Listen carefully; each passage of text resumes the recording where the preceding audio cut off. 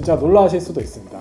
다음날 아침에 일어나면 배가 빵빵하고 속이 더부룩한 느낌이 드는 거죠. 그러면서 잠을 설치게 되는 겁니다.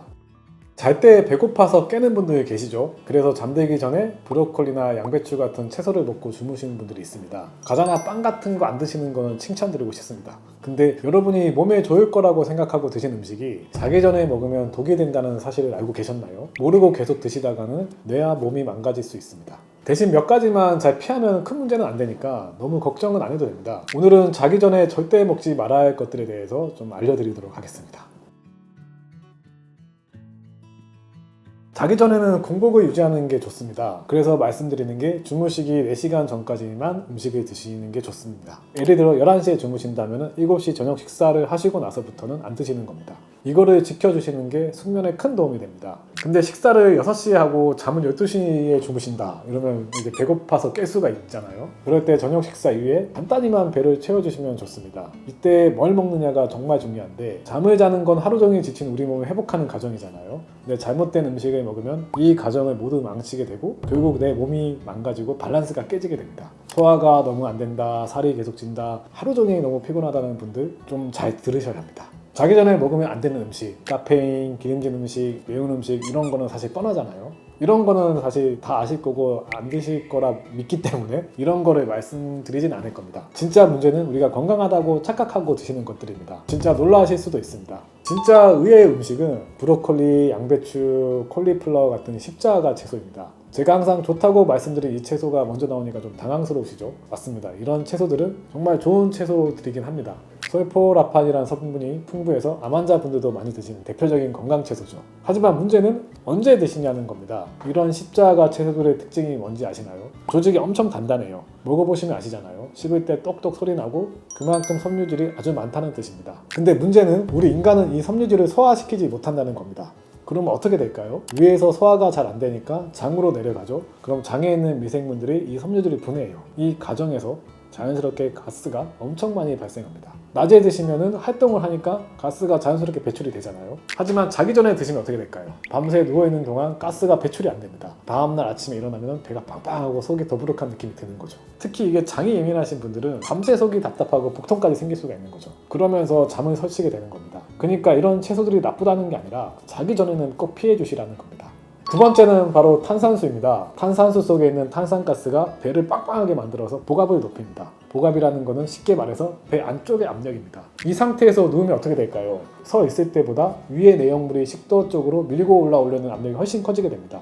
위와 식도 사이에는 마치 밸브 같은 역할을 하는 근육이 있습니다. 이걸 위 식도 가략근이라고 하는데 쉽게 말해서 위산이 식도로 올라오지 못하게 막아주는 문지기 역할을 합니다. 근데 자꾸 압력을 받으면 이 근육이 점점 헐거워지죠. 마치 문의 경첩이 낡아서 헐거워지는 것처럼요. 한번 헐거워진 이 근육은 다시 조이기가 어려워집니다. 그러면 어느 순간부터는 탄산수를 마시지 않아도 자극적인 음식을 먹지 않아도 위산이 식도로 올라오는 역류성 식도염이 생기게 됩니다.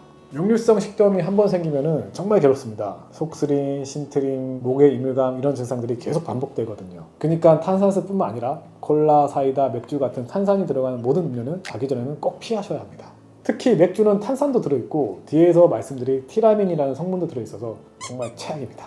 세 번째는 바로 와인입니다. 와인 한 잔 마시면 잠도 잘 온다는데 하시는 분들도 많이 있으실 건데 실제로 그런 느낌을 받으실 수도 있어요. 알코올 자체가 일시적으로 졸음을 유발하거든요. 하지만 문제는 와인이 포도를 발효시켜서 만든 술이라는 겁니다. 이 발효 과정에서 티라민이라는 물질이 생성됩니다. 이 티라민이 뭐냐면은 우리 뇌에서 흥분을 담당하는 신경전달 물질인 노르아드레날린을 막 분비시켜요. 쉽게 말해서 뇌를 휴식 모드가 아니라 활동 모드로 만드는 겁니다. 그러니까 겉으로는 잠이 드는 것 같지만 뇌는 계속 깨어있는 상태가 되는 거죠. 그래서 와인 마시고 자면은 깊은 잠에 들지 못하고 자꾸 깨게 되는 거죠. 꿈도 많이 꾸고요. 게다가 이 티라민은 뇌혈관을 수치시켜서 혈압을 높이기도 합니다. 그러다 다음날 아침에 혈관이 다시 팽창하면서 두통이 생기기도 하는 거죠. 혹시 와인 마신 다음날 두통 때문에 괴로우셨던 경험이 있으신가요? 바로 이 티라민 때문입니다. 이 티라민은 레드와인에 특히 많이 들어있고 막걸리 같은 발효주에도 많이 들어있습니다. 치즈에도 티라민이 엄청 많습니다. 그러니까 와인과 치즈를 함께 드시는 분들 정말 최악의 조합을 할 수 있습니다. 경험이 있으신 분도 있을지 모르겠지만 술을 먹으면 원래 잘 자야 되는데